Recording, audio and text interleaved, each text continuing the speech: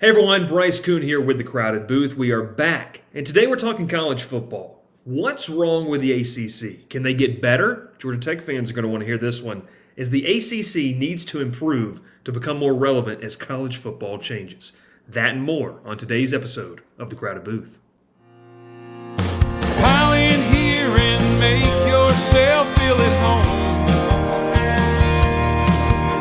The Crowded Booth is coming on. The Crowded Booth with Bryce Koon.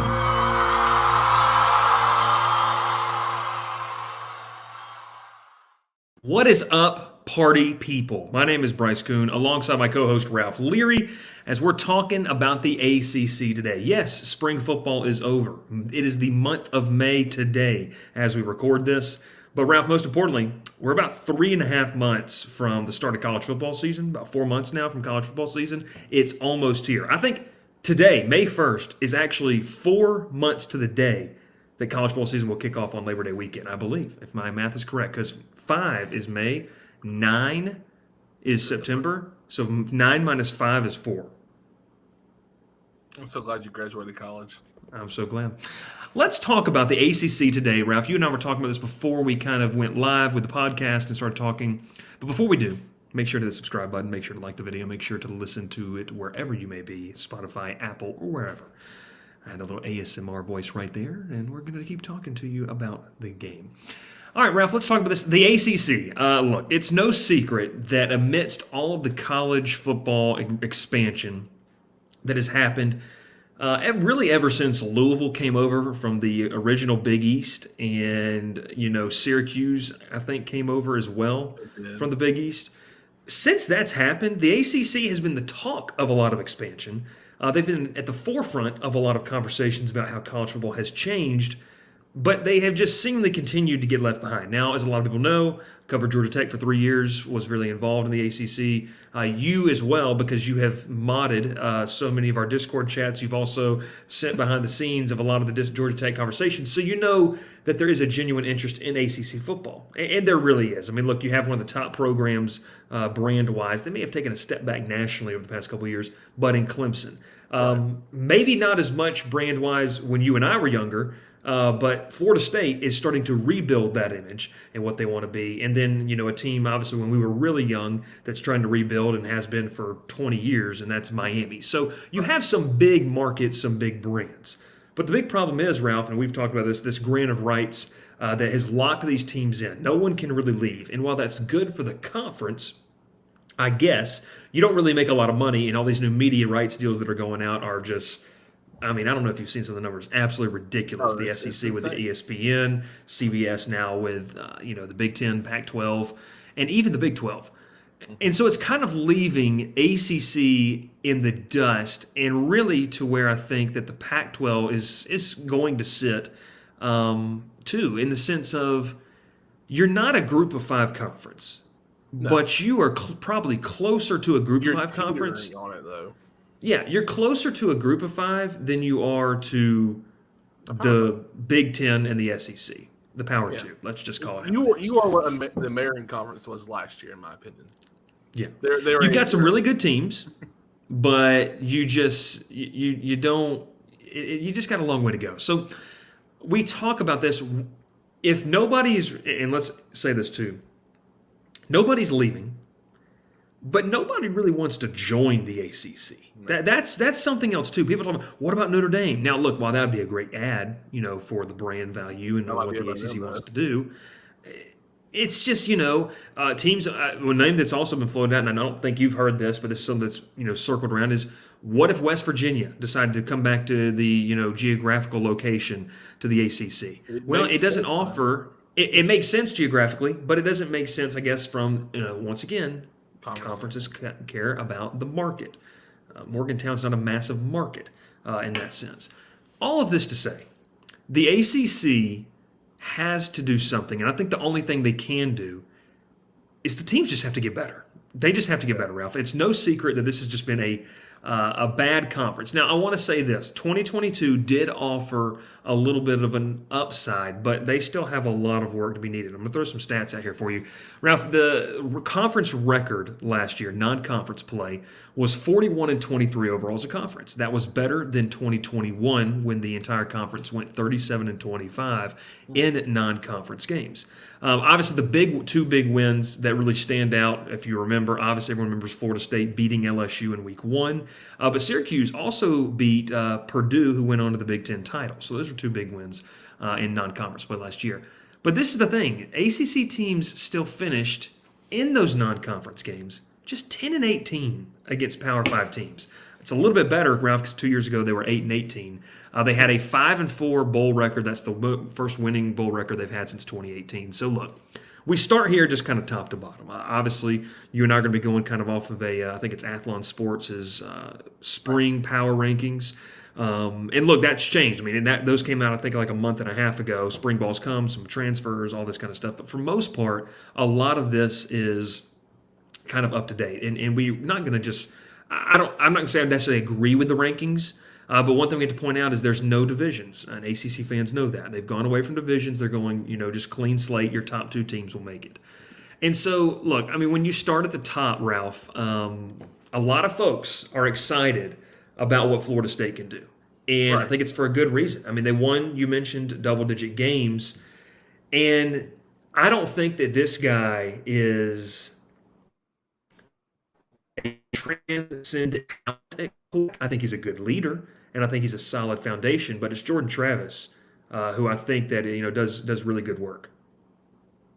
Yeah, Jordan Travis obviously had his breakout year last year. We know how good he's been in the past 2 years, honestly. But really, this past year was like kind of Florida State's like, welcome back party. They also had some really talented players with Trey Benson running back. They also had two solid running backs last year that both could have been Power 5 starters anywhere else they went.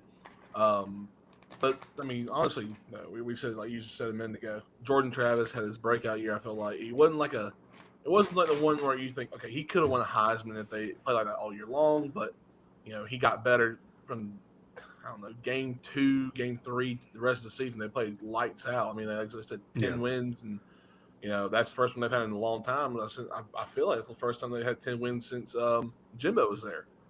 And it's because it's been just lackluster seasons after year after year for them, and just a bad coaching hire, and then you bring in Norvell, and Norvell just like, you got to give me some time, because you can't expect Willie Taggart left the cupboard bare. That is no doubt about it. Exactly.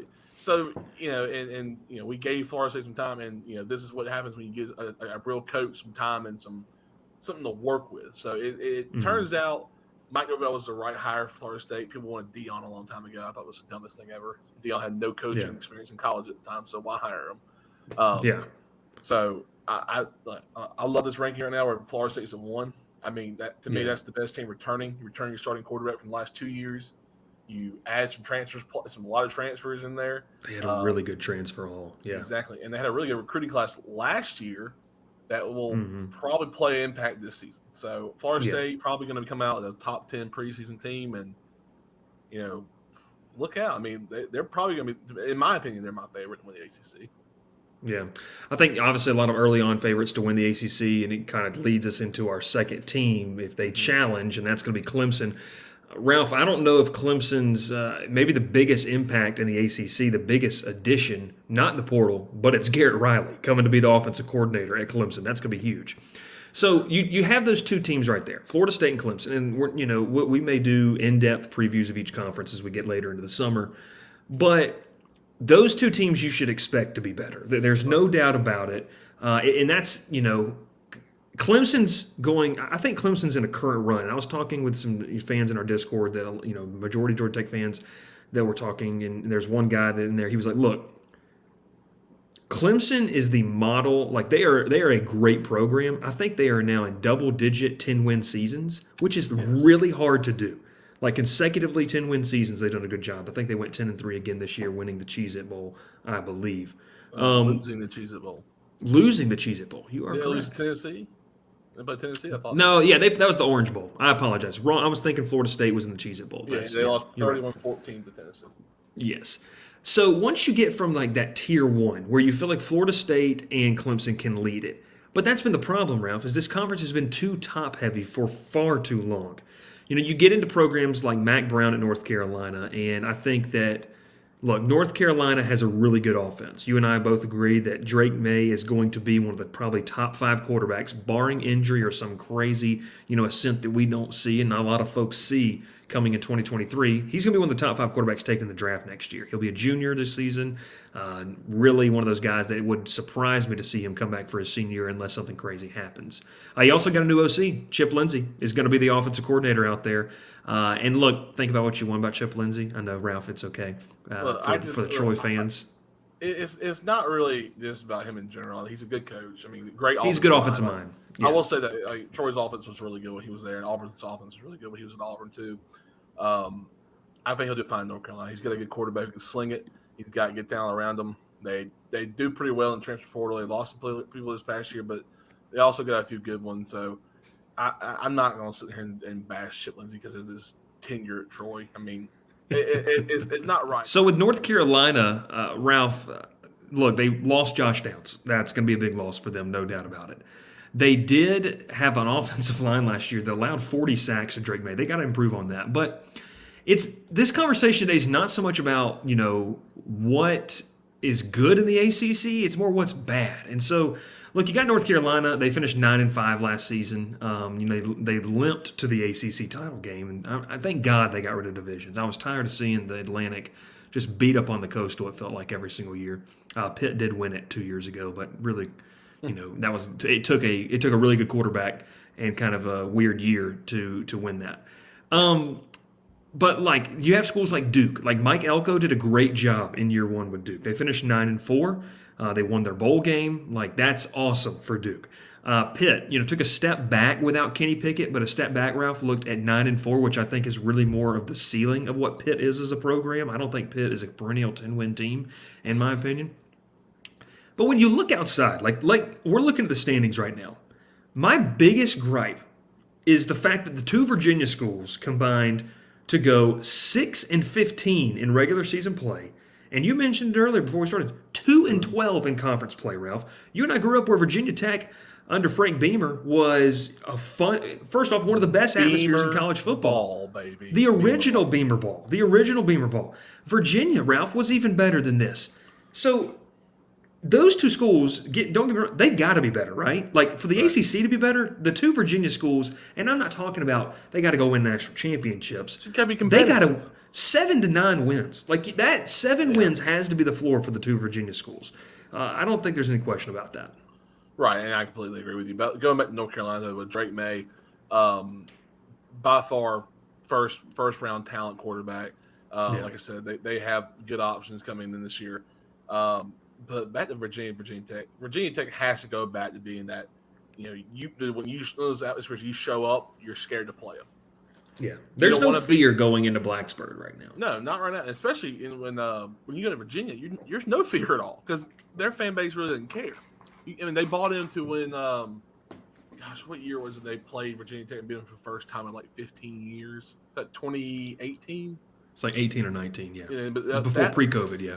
Right, and that was one of the best atmospheres I've ever seen between those games at Virginia. And that was it was a close game. It was an awesome game to watch. I don't know if you ever watched that game, but I remember just watching it because it was like only a game on at the time. And but when you have teams like Virginia Tech, and it's okay to have one team really good and one team like they're okay, 6, 7 wins. Yeah. But when you have both those teams in Virginia just struggling to even break the Mendoza line, something's wrong.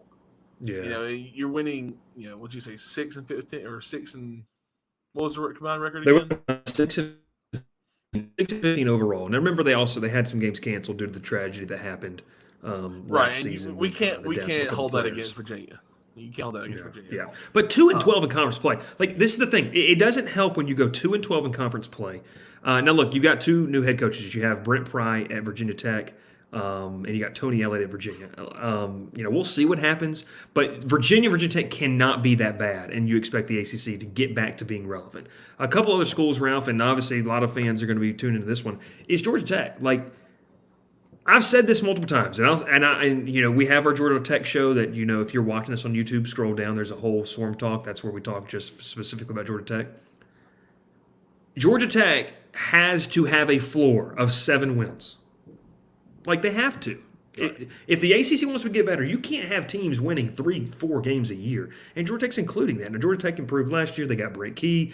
You can find. We're not going to go into that. People know the story of that. But the hope is they can just go like 6-6, 7-5, and start to build back up. Maybe have a season where they win 9 games. That's great.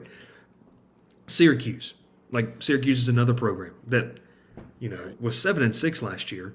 Dino Babers did a good job with this program 2 seasons ago. But as a whole, Ralph, when you compare the ACC and where they are with everyone else, look, yeah, you have Clemson, you've got Florida State, but the major players for me, and we've already talked about them, are Virginia and Virginia Tech have to be better. Right. And Ralph, last but certainly not least, Miami, for 20 years has been trying to recapture the magic that they had in those teams in the early 2000s. And Ralph, they were horrible last year. You kind of broke it down with what happened last season. They get rid of Josh Gaddis, which I think is huge. The hope is that Tyler Van Dyke can go back to what he was 2 seasons ago. But, Ralph, how important is Miami being back help the ACC improve? From a brand, from everything. We go back to Beamer Ball a minute ago. When you went to Blacksburg, you were scared to play them. You were scared to play Miami on any stadium, any venue. Didn't matter because they were hard hitters. They knew what to do. They were really talented. But now it's just been a laughing stock because especially last year, I said earlier to you, the first 2 games, you blow out Florida A&M, Bethune-Cookman, and you beat another struggling team, and then you go and play A&M. Okay, you lose to A&M by a touchdown. It's a close game. Both teams played horribly. Yeah. You come back home, play your homecoming game, Mid-Tennessee State, and they beat you. They scored 40 on you. Yeah. That's embarrassing. And I know ESPN's talked about it enough. I know everyone's talked about it on Twitter and social media how embarrassing the loss is. But it goes even beyond that because Miami lost any kind of steam they had that year. Last year. Anything they had, they were going to grow off a loss or all the A&M, they lost it. They got blown out by Mid-Tennessee State, and then you went on to lose. The last 3 games you won are ACC games against Virginia Tech, and Georgia Tech. 3 of the bottom-tier ACC teams. And your last 3 games you lose, you allow 40 points in each 3 of those games. You have 120-plus points in the last 3 games you lost. Yeah. They're a laughing stock. And it's no knock to Mario Cristobal. He's a great coach. It is a big step to go from coaching in Oregon in the Pac-12 to coaching Miami in the ACC. Now, I know people are like, well, the ACC is not better than the Pac-12. I get that. But when you're in Oregon with all that money and you never lose your state because you don't have anyone competing in your state recruiting-wise, but USC may be going down there or going up there. In Florida, you have Florida State, UF, UCF. There's 4 Power 5 schools in Florida now. Yeah, exactly. So you're looking at, you got to win your state, win your area. But you got to win your state against Alabama, Georgia. I mean, teams are coming into Florida. Yeah, teams are coming to Florida all the time to get talent. You're losing your own city. Like, people poach from Miami. It's like Miami should be just never lose a single athlete from the city alone because Miami's poached with some solid talent out there. So if they want to bounce back, if you go down with a quarterback, stick with one quarterback as your backup. Stop having I felt bad watching Jake Garcia last year come in. He would come in as a backup, play in the 3rd down situation. 3rd down. What quarterback is going to get any motivation of playing just on 3rd down? Yeah. It was the dumbest thing. Miami fans are glad Josh Gaddis is gone. I mean, I'm glad he's gone because I felt bad watching, their backup go out there and run the ball, get knocked back 7 yards, be 3rd and 18, and Jake Garcia comes in and gets sacked in the end zone. How's that his fault? I mean, they just didn't know what. I was just confused of all what was going on the whole year for them. They were a joke last year, and if they want to be good, there's a lot of work to be done down there. Yeah, a lot of work to be done. So I'll ask you this, we kind of wrap it up.